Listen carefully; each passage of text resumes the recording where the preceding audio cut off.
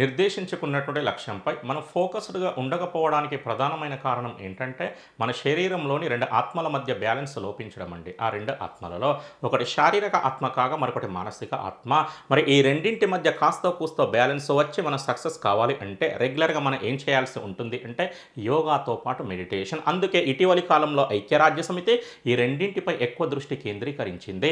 International day of yoga, world meditation day. దీనిని 2015 నుండి నిర్వహిస్తుండగా దీనిని 2024 నుండి నిర్వహిస్తున్నారు. దీనిని జూన్ 21న నిర్వహిస్తుండగా దీనిని డిసెంబర్ 21న నిర్వహిస్తున్నారు. ఉత్తరార్ధ గోళంలో ఒక సంవత్సరంలో లాంగెస్ట్ డే టైమ్ ఉండే రోజు ఏంటంటే జూన్ 21. మరి అదే ఉత్తరార్ధ గోళంలో ఒక సంవత్సరంలో లాంగెస్ట్ నైట్ టైమ్ ఉండేటువంటి రోజు ఏంటంటే డిసెంబర్ 21.